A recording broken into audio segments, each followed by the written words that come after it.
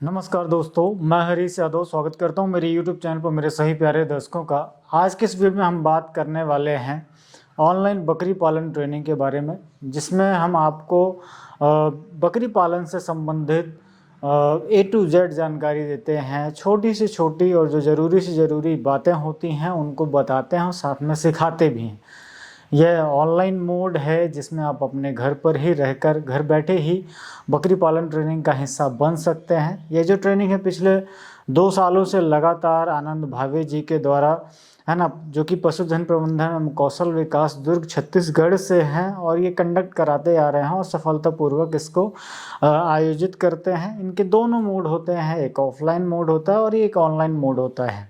ये online mode है तो जो हमारे दर्शक हैं, जो हमारे किसान भाई हैं, अपने घर पर ही अपने बिजी शेड्यूल से कुछ समय निकाल कर ट्रेनिंग का हिस्सा बन सकते हैं और बकरी पालन के बारे में जो बारीकियां हैं उनके बारे में जान सकते हैं। और बकरी पालन में अगर आना चाहते हैं तो बिल्कुल इसकी बारीकियों को सीख कर जानकर इसे सफलतापूर्वक आगे लेकर जा सकते हैं।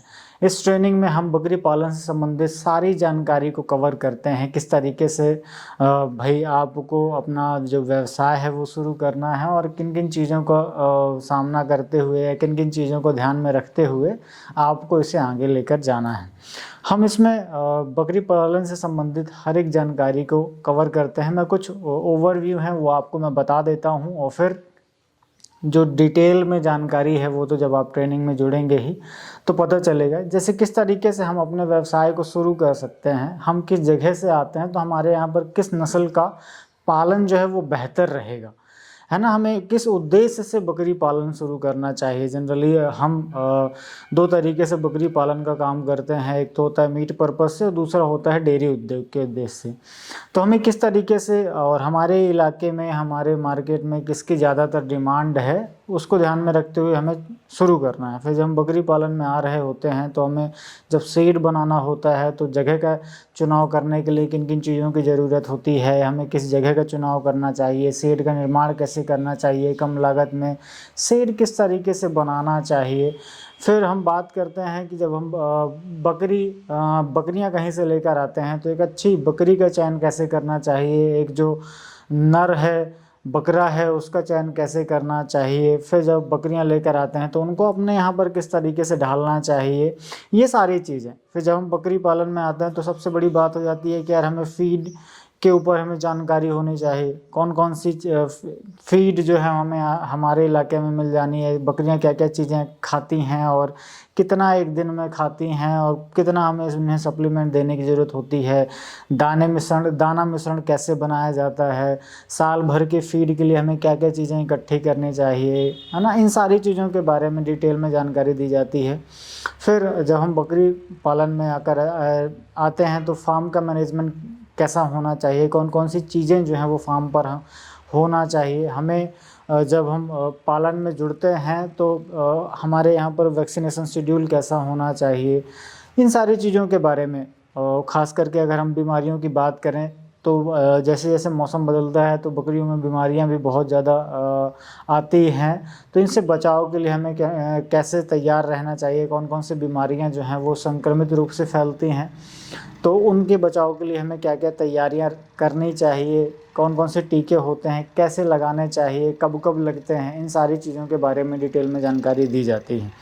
फिर और छोटी छोटी अगर मैं बात करूं कि भाई सींग बनाना, उनके खुर बनाना से लेकर बकरियों की मार्केटिंग तक करना कि भाई हमें किस तरीके से अपने यहाँ पर बकरियों को सेल और परचेस करना है ताकि हमारा जो प्रॉफिट है वो ज़्यादा से ज़्यादा हो सके। इन सारी चीज़ों के बारे में विशेष तौर पर फोकस किया जाता है क्योंकि आजकल लोग पालन में जुड़ तो रहे हैं, व्यावसायिक स्तर पर लेकर जा रहे हैं, परंतु उनको सेल करना बड़ा मुश्किल हो रहा है।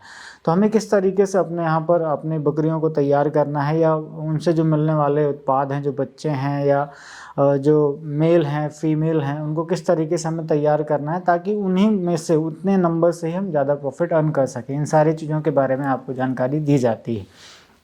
फिर अगर इसे और बड़े लेवल पर आप इसे लेकर जाना चाहते हैं तो कहाँ पर आपको है ना। जैसे बैंक लोन की आवश्यकता पड़ती है तो क्या क्या चीज़ें ज़रूरी हो जाती हैं, कौन कौन सी आपके राज्य में सरकारी योजनाएं चलती हैं तो उनको किस तरीके से आपको उनका लाभ उठाना है, उनके लिए कैसे आपको आवेदन करना है, क्या क्या दस्तावेज जो हैं वो ज़रूरी होते हैं, है ना। इन सारी चीज़ों के बारे में जानकारी दी जाती है। और मैं आपको ये भी बता दूं कि यह 1 माह का कोर्स है जिसमें आपको 30 दिन लगातार बकरी पालन के बारे में जानकारी दी जाएगी, साथ में आपको एक सर्टिफिकेट भी दिया जाएगा। तो जब जो भी इसमें जो अभ्यर्थी आते हैं, जो भी हमारे ट्रेनी होते हैं, उनको एक सर्टिफिकेट दिया जाता है जिससे वो उनके राज्य पर या सेंट्रल लेवल पर जो भी स्कीम वगैरह चल रही हैं, जैसे अभी हम देखें हाल ही में केंद्र सरकार के द्वारा एनएलएम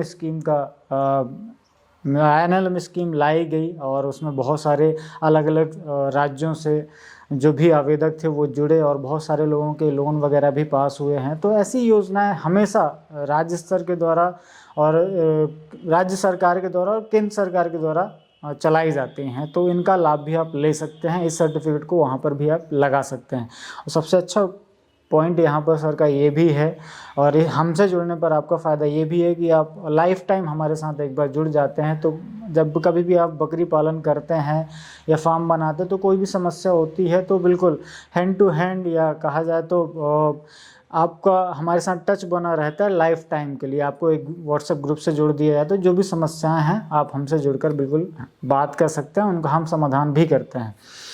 ये जो ट्रेनिंग है ये 1 तारीख से 1 जनवरी से शुरू होने वाली है और 1 महीना पूरा चलने वाली है। अधिक जानकारी के लिए सर का नंबर मैंने डिस्क्रिप्शन पे दे दिया है, फीस वगैरह और किस तरीके से करवाएंगे, इन सारी चीज़ों के बारे में आप सर से जानकारी ले सकते हैं। आशा करता हूँ ये वीडियो आपको पसंद ज़रूर आया होगा। पसंद आए तो दोस्तों के साथ शेयर ज़रूर करिएगा, और हाँ, अगर बकरी पालन में आना चाहते हैं तो ट्रेनिंग ज़रूर लीजिए। Thank you very much.